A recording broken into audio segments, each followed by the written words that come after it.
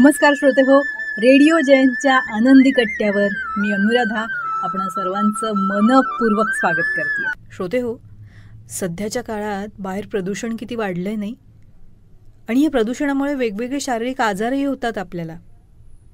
म्हणून मग या प्रदूषणापासून वाचण्यासाठी आपण वेगवेगळे उपाय करतो, जेणेकरून आपलं शारीरिक आरोग्य उत्तम राहील. पण मनाच्या प्रदूषणाचं काय, मनाच्या आरोग्याचं काय, याचा विचार कधी करतो आपण? मग आता करायला हवा, कारण मनाच्या आरोग्यावर शरीराचं आरोग्य अवलंबून असतं आणि शरीराच्या आरोग्यावर सुद्धा मनाचं आरोग्य अवलंबून असतं बरं का.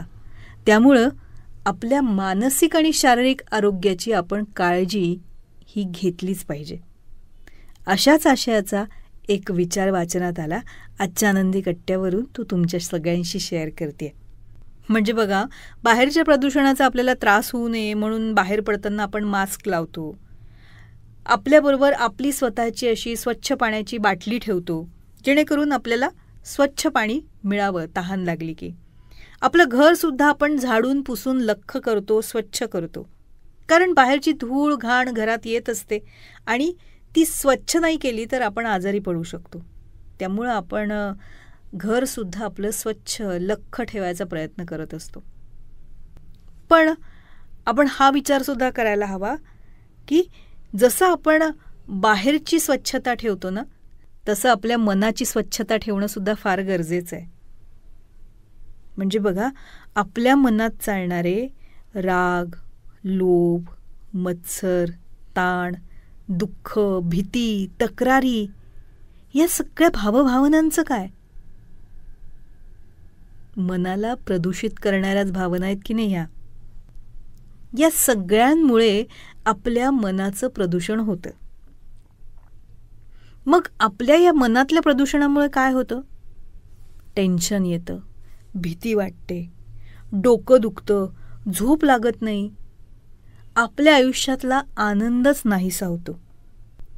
बऱ्याचदा आपल्या शारीरिक आजाराचं कारणसुद्धा आपलं मानसिक अस्वास्थ्यसुद्धा असतं. आणि आपलं मन शांत असेल, आपण सकारात्मक विचार करत असू, आनंदी असू, तर शारीरिक आजारसुद्धा खूप पटकन बरे होतात बघा.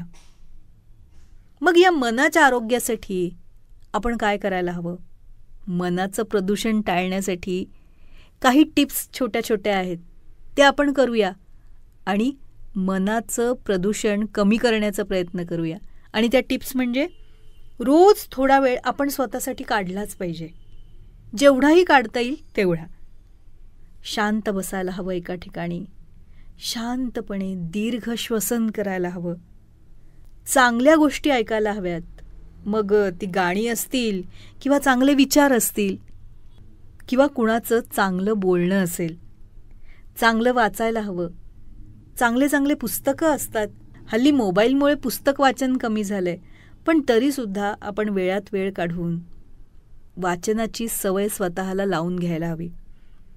आणि कोणाशी तरी मन मोकळं बोलायला हवं. मन मोकळं झालं ना की मग मन की कसं हलकं वाटायला लागतं. अनुभव घेऊन बघा एकदा. शरीरावर आपल्याला उपचार मिळतात, मनावरही मिळतात. त्यामुळं शरीर आजारी पडल्यानंतर जसं आपण शरीराच्या डॉक्टरांकडे जातो की नाही, तसंच मन जर आजारी असेल तर मनाच्याही डॉक्टरांकडे जायला हवं. आणि त्यासाठी कुठलाही न्यूनगंड, भीती ही मनात बाळगता कामा नये. कारण मानसोपचार तज्ज्ञांकडे जाऊन ते आपलं मन बरं करणार असतात आणि आपल्याला त्यामुळे छान वाटणार असतं.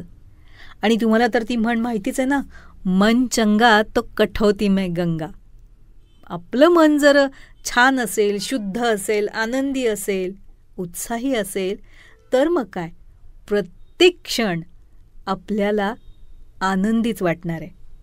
आणि असे आनंदाचे क्षण जर आपण उपभोगत असू तर नक्कीच आपल्याला आपल्या आयुष्यात सुखी, आनंदी आणि समाधानी राहता येणार आहे. हो ना? तेव्हा श्रोते हो, हा होता आनंदी कट्ट्यावरचा आजचा सुंदर विचार. तुम्हाला तो कसा वाटला याविषयीची तुमची कमेंट बॉक्समध्ये नक्की लिहा.